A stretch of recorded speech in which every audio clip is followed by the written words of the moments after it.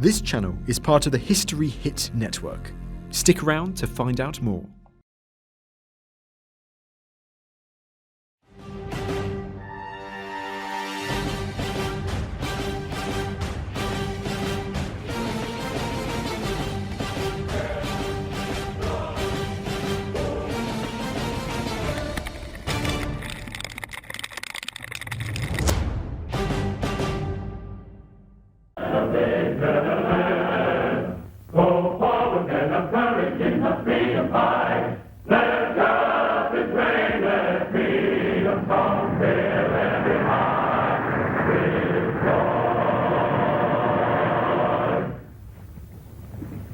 Prior to the 20th century, a naval war fought across the vast reaches of the Pacific would have been a physical impossibility. But with the advances in the employment of power in the field of transport, the Pacific gradually shrank to an area which could be traversed by a considerable force of fighting ships. As the 20th century progressed, the U.S. Navy was well aware that the Pacific was becoming a most strategically important body of water.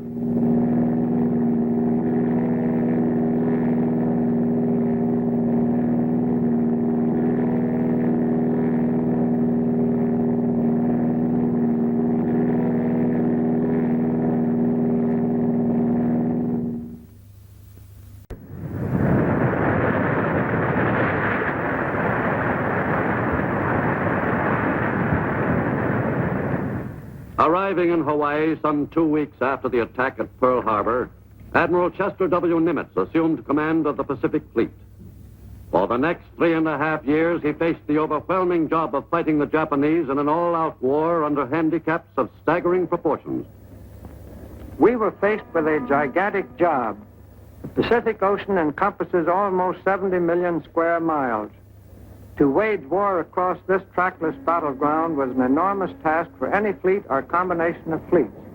With our crippled Pacific Fleet, the job in early 1942 was all but impossible. But with every available ship and every officer and man in the Pacific Fleet dedicating himself to the task, we were determined to carry the war to the heart of the enemy's homeland. The enemy had scored a devastating blow at Pearl Harbor. But it was a blow from which we would recover, from which we must recover. The U.S. Navy and the Pacific turned to and set about countering that blow. Japan's strikes on December 8th turned World War II into a truly global conflict. They have certainly embarked upon a very considerable undertaking.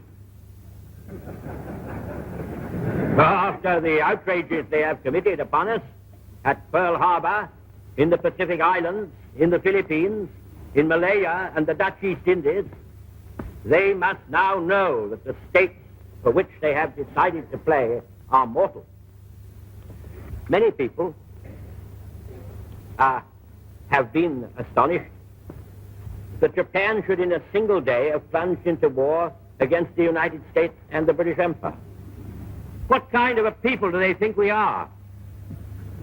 Is it possible they do not realize that we shall never cease to persevere against them until they have been taught a lesson which they and the world will never forget?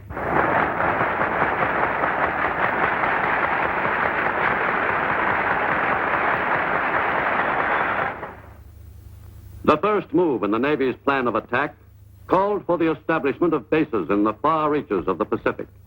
Bases from which the Navy's warships and amphibious forces could attack the enemy in his own bailiwick. During the early months of the war, the establishment of those advanced bases on islands with unfamiliar names was a matter of great urgency.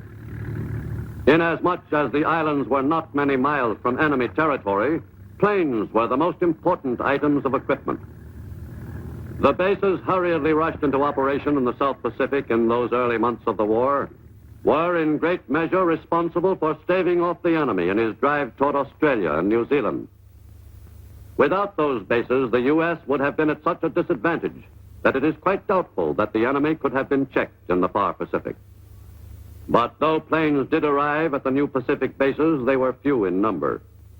Because of shortage of shipping in the Pacific, And because of the buildup of an offensive in the European theater, the air bases in the Pacific were scantily stocked with planes. If you love history, then you'll love History Hit. We have tons of exclusive documentaries about the most important people in history that you will not find anywhere else. From touring the fearsome Nazi seawall fortifications to the sinking of the Bismarck. History Hit has hundreds of documentaries with access to some of the world's best military historians. Not only that, but we have a huge podcast network releasing new episodes every day, so you'll always have something to listen to. Sign up now for a 14-day free trial, and War Stories fans get 50% off their first 3 months. Just be sure to use the code WARSTORIES at checkout.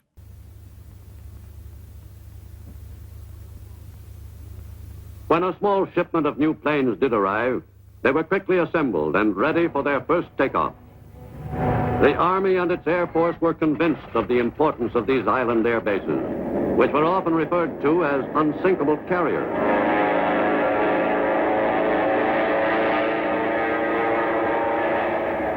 Army and Marine engineers and Navy Seabees worked under constant pressure on the construction necessary to put the new U.S. South Pacific bases in operating condition. Everyone was well aware that he was involved in a race against time, for the enemy was in a good position to move a little farther south and overwhelm the U.S. island bases. The engineer units accomplished almost impossible feats of construction. Occasionally, in their haste, they suffered a setback in their progress.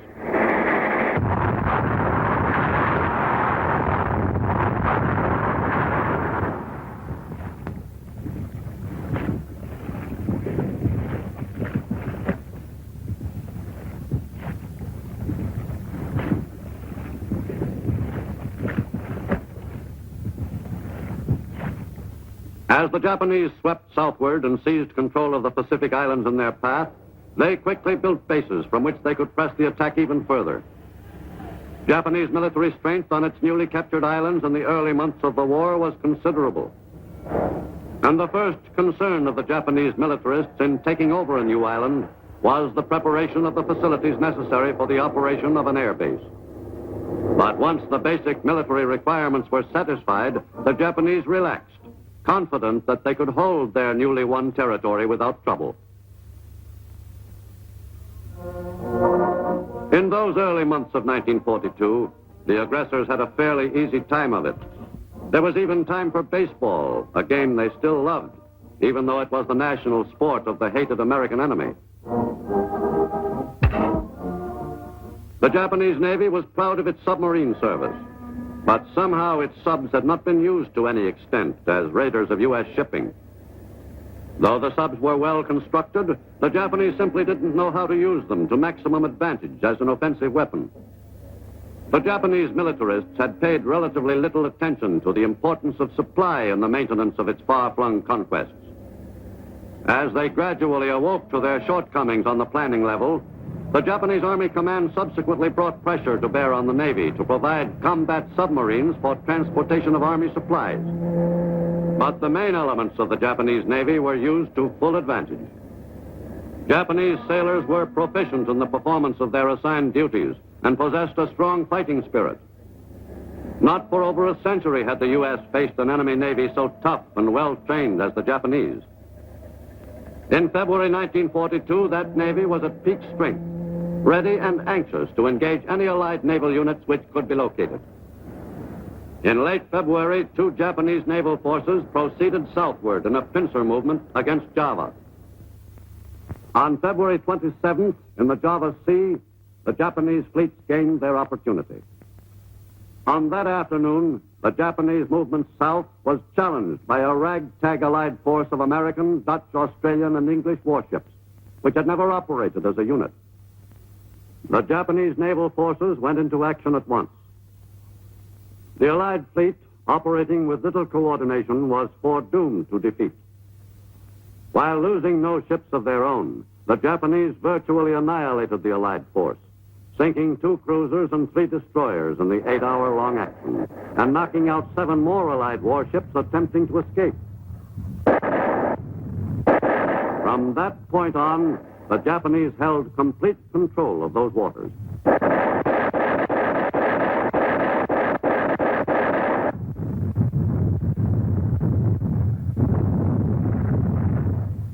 But the picture was not all black for the Allies. In late January, fast U.S. carrier forces were assigned to move into enemy-controlled waters and carry out a raid on the Marshall Islands, a strong link in Japan's outer defense ring. Early on the morning of February 1st, the fleet was in position for the attack. Its planes and ships opened up against 6 atolls in the eastern and central Marshalls. In command of Task Force 8, in that first daring raid into enemy territory, Admiral Bull Halsey was overjoyed that he had been given this chance to hit back at the enemy.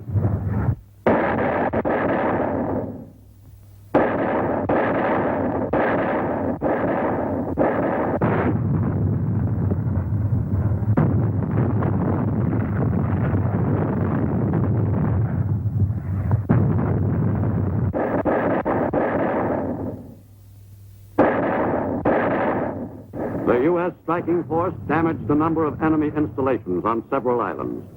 But perhaps even more important was the lift the raid gave to American morale on the fighting fronts and in the U.S.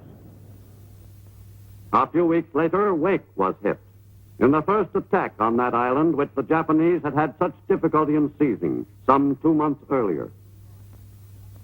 Early in March, Japanese positions in New Guinea came under attack by a fast U.S. carrier fleet, which effectively plastered the enemy at Lae and Salamaua. Stimulating as these raids were to American spirits, the U.S. High Command felt that something incredibly bold was needed. In mid-April 1942, the carrier Hornet moved steadily westward, equipped with a complement of B-25 bombers. Army Air Force Lieutenant Colonel Jimmy Doolittle and the Hornet's Captain Mark Mitcher were collaborating on a top-secret assignment, a raid on Tokyo itself. The Navy's Task Force 16 was commanded from the Enterprise by Admiral Halsey, whose fervent desire to strike further and further into enemy territory was being gratified. Never before had the Air Force even considered the possibility of flying a bomber the size of a B-25 off the deck of a carrier. Although the Air Force personnel had practiced taking off from a restricted space at a Florida base, this was the first attempt at taking off from a real carrier deck. Every man in the fleet held his breath.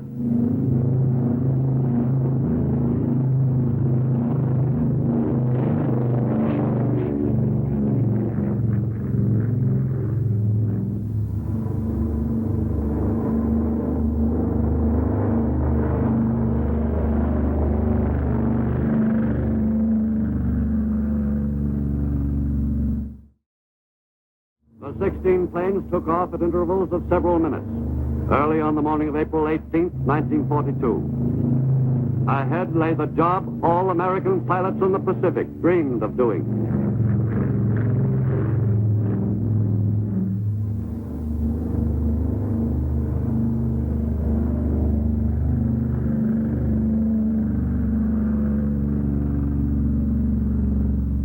Admiral Halsey called the flight one of the most courageous deeds in all military history. The raid on the heart of the enemy's homeland had an electrifying effect on the American people. The strike group's commander, Colonel Doolittle, was justifiably proud of his team's performance. The highly successful air raid on Tokyo was the result of weeks of careful preparation. Each pilot, co-pilot, bombardier, navigator, gunner, and the ground crews were volunteers and were carefully trained for the specific mission. The men and the officers did a heroic job. But the Japanese were still confidently undertaking to extend their area of control in the Pacific. In an attempt to capture Port Moresby on the southeastern coast of New Guinea, a Japanese naval force headed south from Truk. The fleet passed through the Solomons area and moved toward Port Moresby. The invasion force included a powerful array of Japanese warships. The Battle of the Coral Sea represented a notable development in naval warfare. In the struggle with Japan, it proved a turning point for the U.S. in the course of the war. The Japanese fleet moved steadily toward its objective. Meanwhile, a U.S. carrier task force was searching for the enemy fleet. Contact was almost established several times. The American planes were prepared for launching soon after dawn on May 4th. Some were to attack a group of Japanese ships at Tulagi, but the plan called for most of the U.S. fighters to remain aloft over their own ships for their defense. This arrangement meant that the attack squadrons would be operating without fighter cover. Furthermore, no orders were given directing the bombers and torpedo planes to make a synchronized attack. Even by the standards of those early days of the war, the attack could not be considered well organized.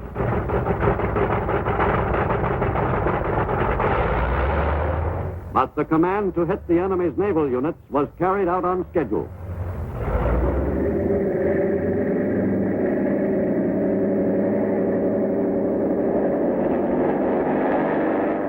However inept the planning, the U.S. forces took the initiative with great determination.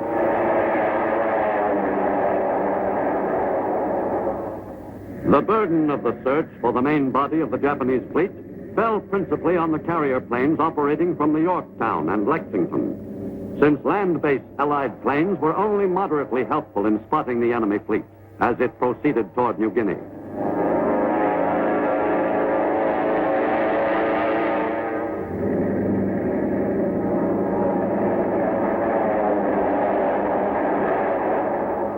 The U.S. planes continued the search for several days.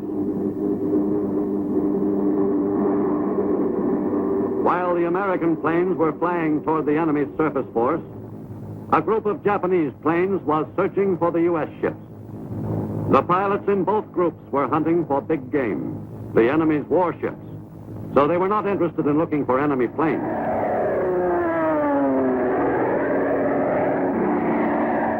When the Japanese pilots spotted their targets, U.S. gunners were waiting for them.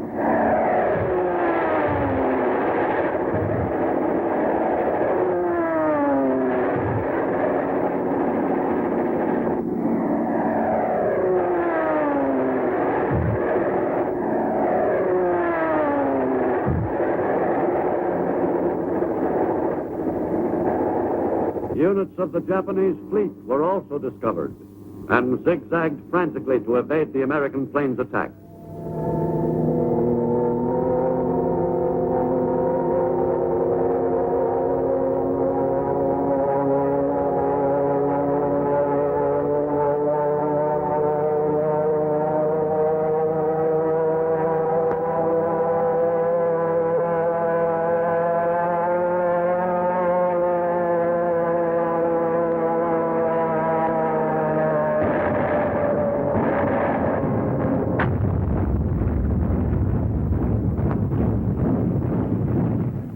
The U.S. planes sank a Japanese carrier early in the engagement.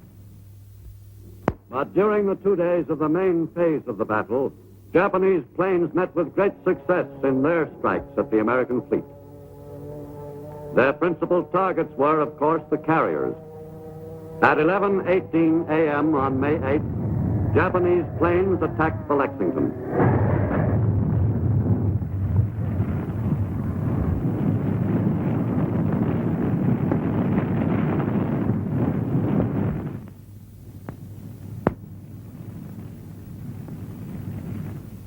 The loss of the Lexington was a heavy blow to the already crippled U.S. Pacific Fleet. In the key naval battle of the Coral Sea, losses were almost evenly divided as far as ships were concerned. But the Japanese invasion force had been successfully put to rout. All the ships sunk in this first battle in a new kind of naval engagement were hit by planes. The surface ships never exchanged a salvo. The planes shot down constituted a considerable percentage of the carrier attack groups. The Japanese failed to realize that their plans for future attacks against U.S. forces in the Pacific were no longer a Japanese secret. Shortly before the Battle of Coral Sea, the U.S. Navy had succeeded in breaking the Japanese code. This fortunate turn of events came at a point when the U.S. Pacific Fleet was in feeble condition to fight a war across the stretches of that vast ocean. As in the case of the Coral Sea, the U.S. Navy had advance information on the next Japanese strike. A planned attack on Midway Island, westernmost outpost of the Hawaiian archipelago. America's spent Pacific Fleet raced up from the south to meet the Japanese naval attack force. The U.S. fleet, reinforced by ships from the States, engaged the Japanese force, which had been counting on sneaking in unopposed on the island. In addition to its carriers, the U.S. had the advantage of having Midway itself as an added launching platform. The Army Air Force had sent 18 B-17s from Oahu to Midway just a few days before the enemy force was expected offshore. The Air Corps units reinforced the island's defense complement, which consisted of a Marine garrison and a Marine air group. The fighting men on the island readied themselves for a spirited battle as the expected enemy attack drew near. On May 30th, 1942, Midway-based planes began flying search missions. For several days, they continued the hunt.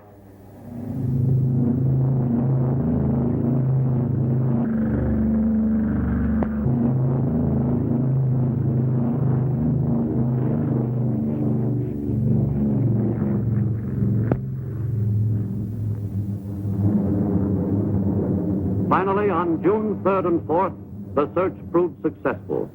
American planes from Midway were reinforced by carrier aircraft, and the most important single naval engagement of the war in the Pacific was begun.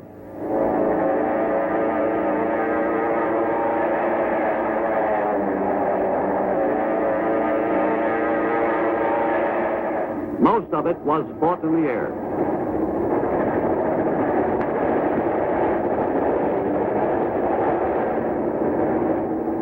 The Japanese carrier-based planes sped to the attack, intent on knocking out the American airstrip and emplacements on Midway. But their arrival came as no surprise to the troops on the island.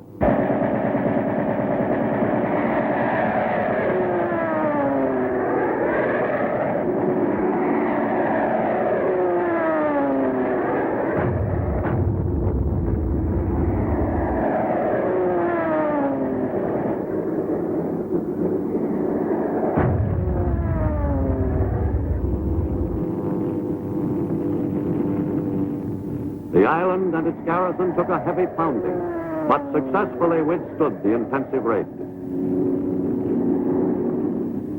During the frenzied three-day battle, the Japanese maneuvered desperately in an attempt to evade American planes, which were performing magnificently in the decisive engagement.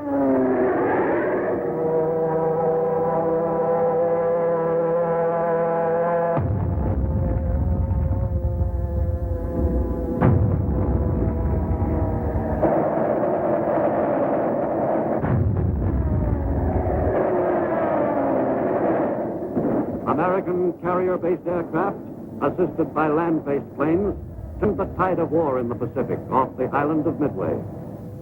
Japan's sweep of aggression in the Pacific was brought to a sudden, jarring halt at Midway. U.S. Navy, Marine, and Air Force pilots radically changed the complexion of the engagement, which the Japanese Navy had fully expected would be another triumph for the Emperor.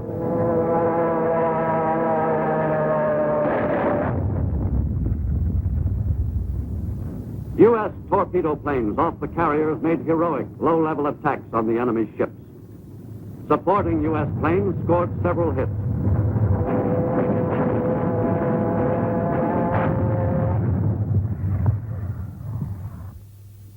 All the Japanese heavy carriers which participated in the Battle of Midway were put out of action during the engagement.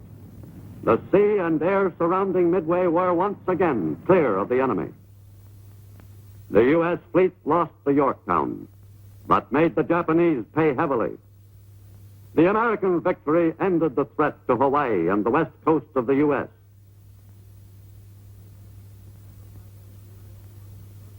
The Battle of Midway was the first decisive defeat the Japanese Navy had suffered in 350 years. At Midway, the new role of air power in naval war was accentuated.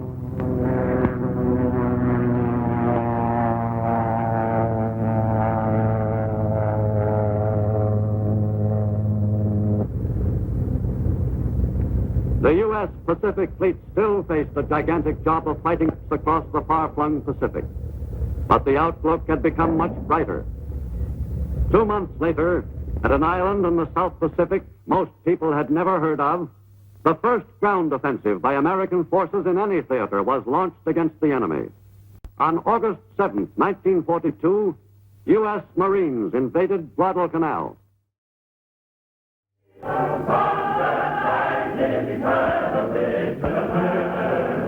Go forward, men of courage in the freedom fight. Let justice and freedom come and fill every heart with joy.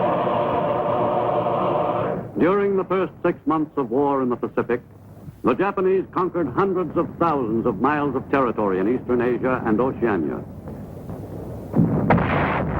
By mid-1942, they reached the Solomon Islands, which just a few years earlier writers described as the most remote place on Earth, where one could escape completely from the cares of the world.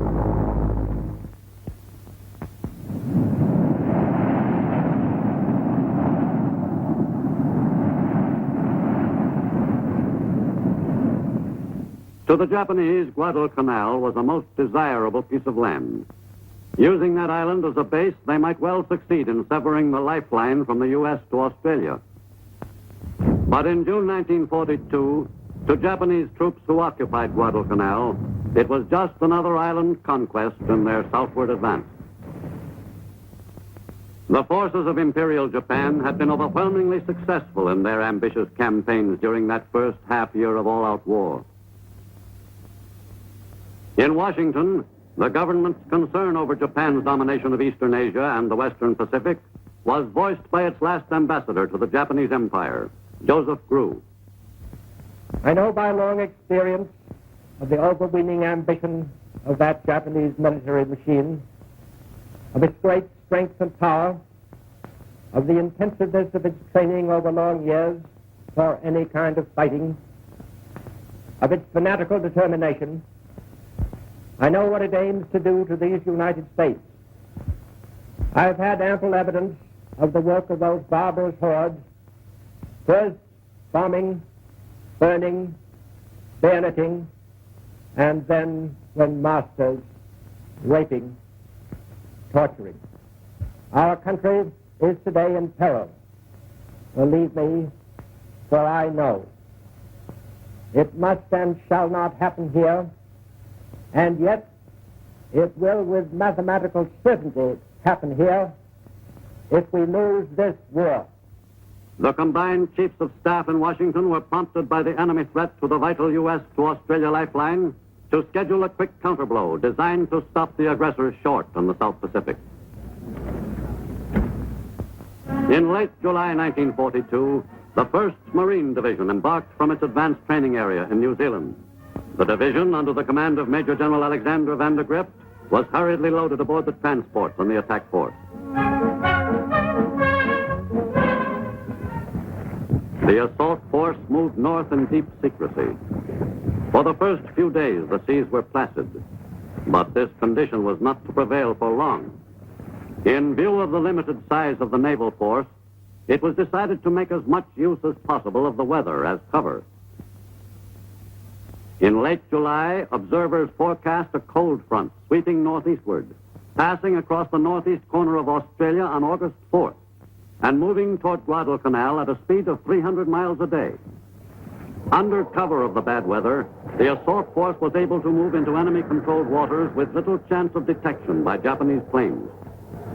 Many of the men on board had never experienced any weather rougher than a squall on a mountain lake. And when the weather turned bad in the Pacific, that ocean seemed to be poorly named indeed. The assault on Guadalcanal was timed so that the naval force would make the last part of the trip under cover of the cold front, to a point just off the island target. The plan worked perfectly. During the night of August 6th, the cold front passed over the Guadalcanal area, and on D-Day morning, August 7th, the seas were calm. Soon after dawn, naval guns announced the beginning of America's first offensive action in World War II.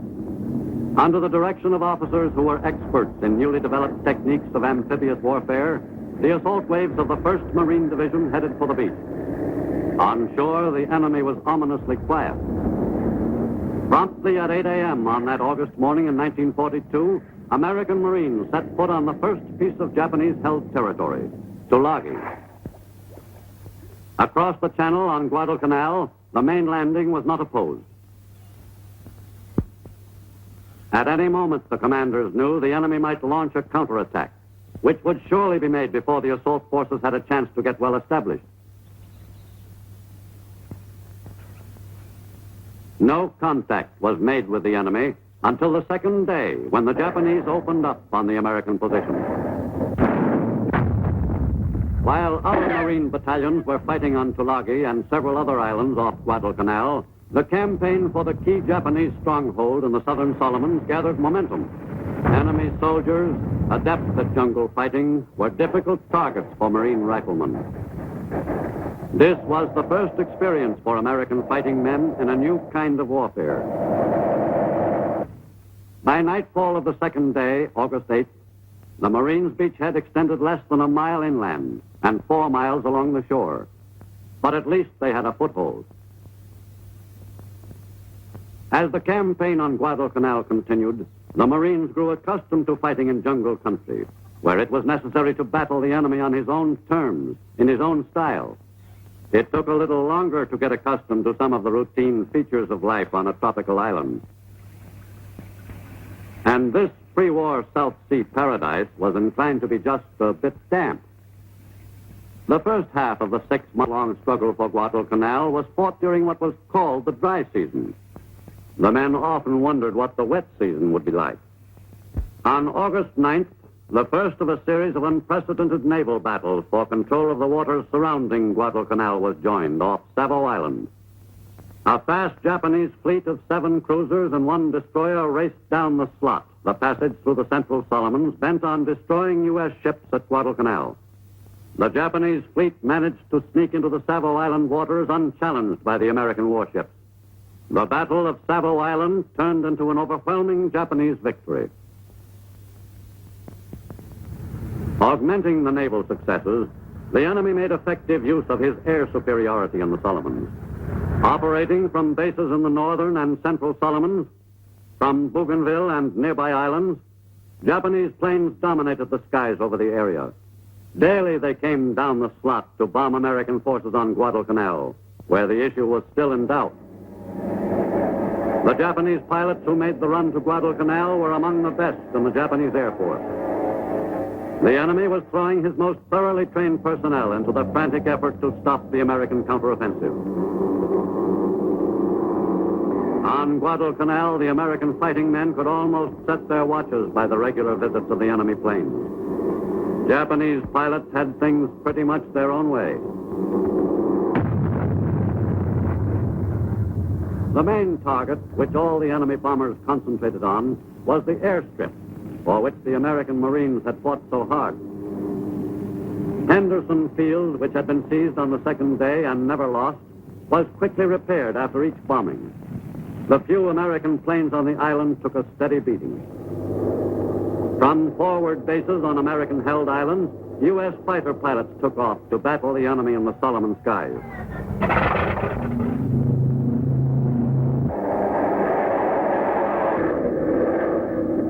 As the Guadalcanal campaign stretched from weeks into months, the fight for the air over the Solomons began to change complexion.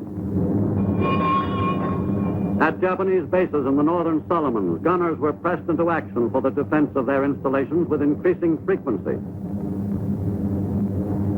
The enemy was now forced to reconcile himself to the sight of American planes over what he had come to regard as his territory.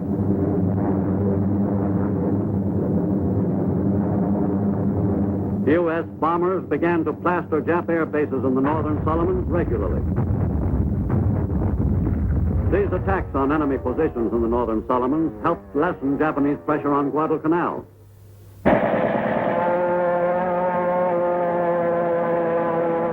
Airstrikes by land-based U.S. bombers, mostly Marine, against enemy fields grew increasingly important as the Solomons campaign passed into its 3rd month.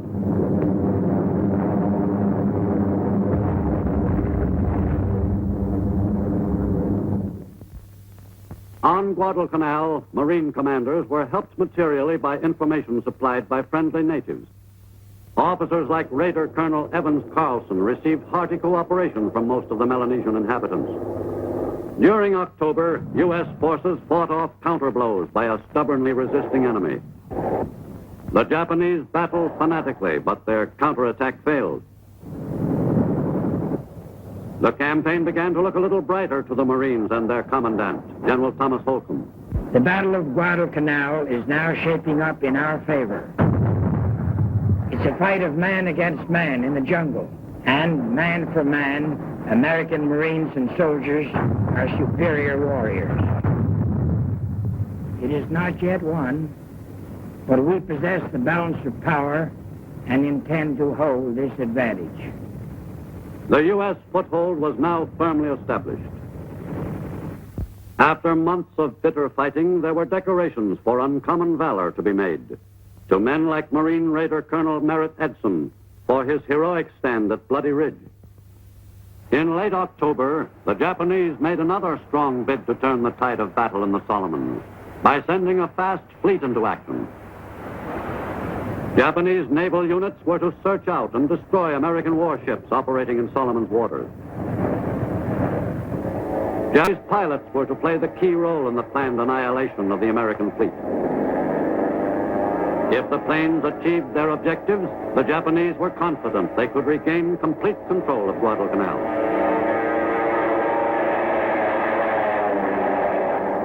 After 2 days and nights of preliminary sparring, the Battle of Santa Cruz was finally begun in earnest on October 26th. This naval engagement followed the new pattern of Pacific naval warfare, with the planes functioning as the principal attack weapon, and the ships zigzagging to keep out of the enemy plane's sight.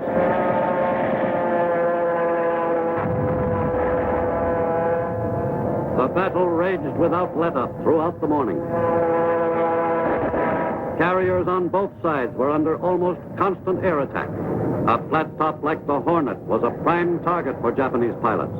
Between 9 and 10 a.m., enemy planes scored several hits on the Hornet, and the big carrier was seriously crippled. Badly damaged, the Hornet lay dead in the water. At about 3:30 p.m., all hands were ordered to abandon ship.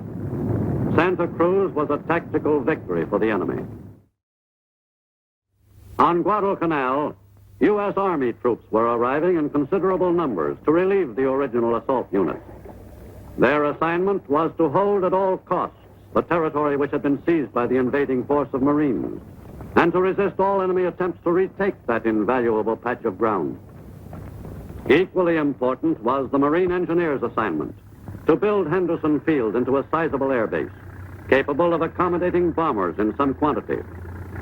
The newly arrived units brought with them the materiel so necessary in the transformation of the waterlogged airstrip into a bomber base. From Henderson Field, large attack groups would carry American bombs north to be deposited on Japanese positions. In a very few weeks, Henderson Field had the look of an efficient, well-equipped airbase, ready to handle any problem which its new complement of planes might present. On December 9th, 4 months after the invasion of the island, the command of the U.S. fighting forces on Guadalcanal passed from the Marine Corps to the Army. The same day, elements of the 1st Marine Division began leaving the island. The weary assault troops were headed for a rear area for rest and relaxation. Most Japanese soldiers refused to be taken prisoner, but there were a few. Those who were taken spoke freely about their units, and many carried military orders, diaries, and other valuable sources of information. Japanese money was a popular souvenir until the novelty wore off. The 1st Marine Division could have set itself up in a tidy little business on Tokyo's Ginza if it hadn't had other matters to occupy it. In January, Guadalcanal was visited by the Navy's brass. Secretary of the Navy Frank Knox had made the long trip from Washington to see for himself how well the sailors and Marines were carrying the fight to the enemy. Admiral Chester Nimitz, Commander-in-Chief, Pacific Fleet, and Admiral Bull Halsey were also in the party. Captured enemy equipment proved particularly fascinating to Halsey. The tour of inspection of the area seized in America's first offensive impressed the visitors with the capabilities of the fighting men under their command. Guadalcanal was termed officially secure on February 9, 1943. From an area of only a few dozen square miles, American soldiers and Marines held control of the island. The U.S. position was never again seriously threatened. But the price paid for that small corner of an island in the South Pacific was high. More than 3,000 Americans had died fighting the enemy at Guadalcanal, so that the U.S. could seize the offensive and move forward in the long chain of bloody campaigns toward final victory.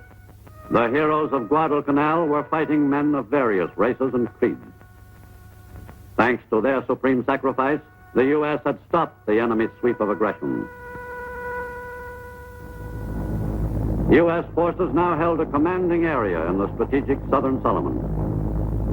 From Guadalcanal, the U.S. was in excellent position to follow up its first victory on the road to Tokyo.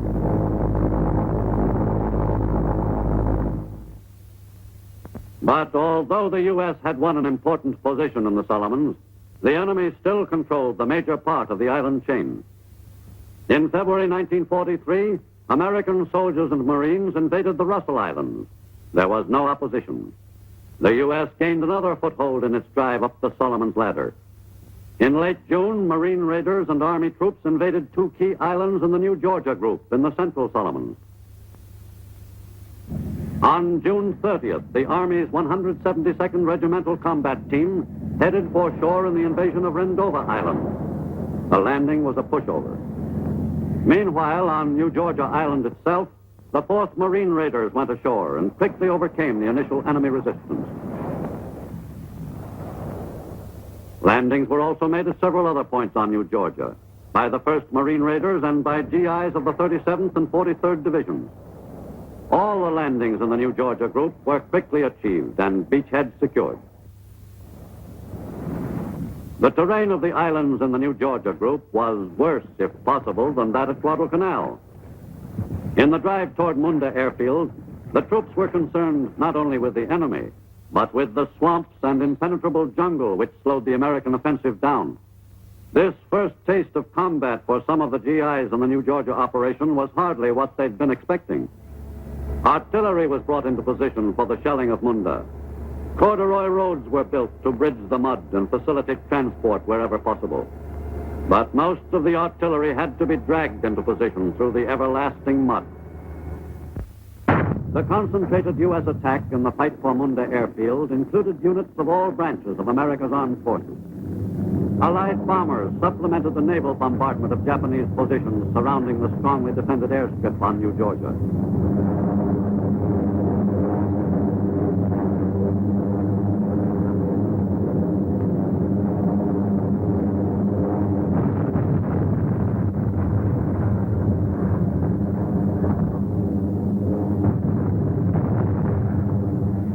For 5 weeks, the embattled Munda area held out against everything that U.S. forces could pour on it.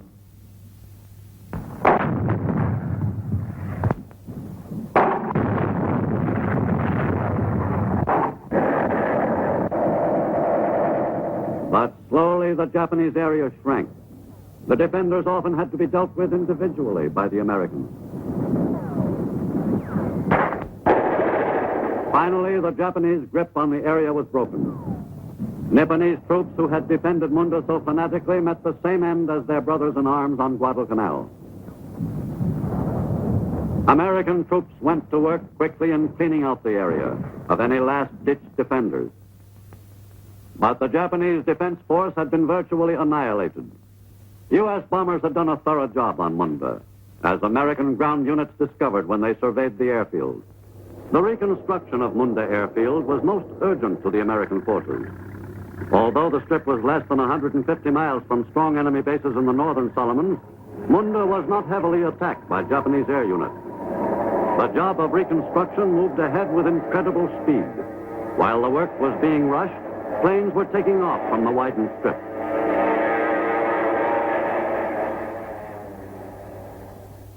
Meanwhile, at sea, another major battle was joined at Kula Gulf during the first week of July.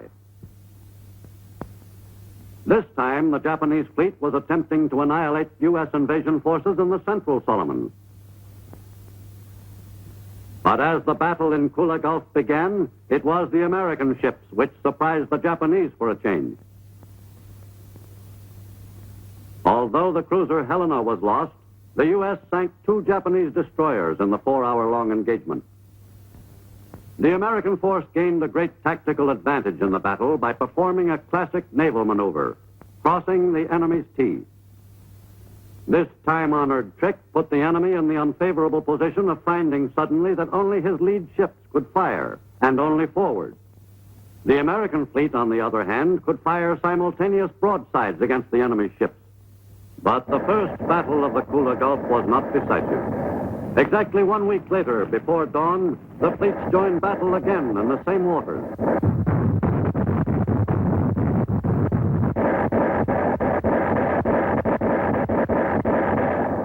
In the second battle of the Kula Gulf, the U.S. fleet suffered the loss of 1 destroyer. But in addition, 2 of her fast cruisers were seriously damaged. The Honolulu had taken several torpedoes in her sides. The St. Louis was also hit by a Jap fish in her bow at the height of the battle. The enemy fleets had inflicted heavy damage in several major naval battles in the waters off Guadalcanal between August 1942 and February 1943. This series of bitterly fought engagements in the seas of the South Pacific marked a new era in the naval history of the world. The final tabulation of the naval battles off Guadalcanal indicated almost a draw. But Japan, in particular, could not afford the losses sustained by its navy in the Solomons. On August 15, 1943, American soldiers and Marines invaded Vella La Vella, still farther up the Solomons ladder. U.S. forces now controlled the Solomons area, almost to the shores of Bougainville. To relieve the original assault force, which had landed virtually without opposition, 2 New Zealand combat teams were sent to occupy Vella La Vella and stave off any Japanese attempts to wipe out the Allied beachhead. Some of the Kiwis in this unit had served with distinction in the quite different but grueling war in the Middle East. This was their first active appearance in the Pacific War. But in the months ahead, they and their countrymen were to play an important role in small, unpublicized campaigns in which enemy pockets of considerable size were involved. The Kiwis were tough fighting men, ideal for the war against Japan. The American position in the Solomons had improved tremendously by virtue of the increased range of its air power. Until mid-1943, U.S. planes in the Solomons were limited to targets within range of Henderson Field. But with Munda in American hands, U.S. bombers could hit Japanese positions anywhere in the Solomons. From Munda, U.S. planes soon took off daily in a series of coordinated attacks on key Japanese bases in the South Pacific.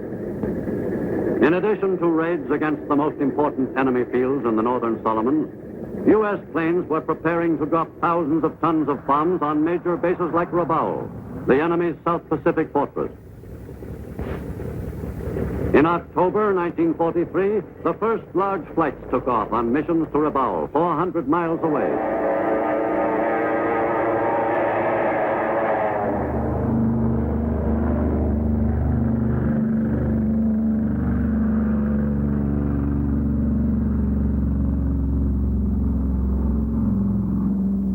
From Munda airstrip, a much more formidable base than it had once been, U.S. planes headed north to neutralize Rabaul. As the missions to Rabaul continued, U.S. planes dropped a staggering total of nearly 2,000 tons of bombs on the Japanese bastion in 1 month.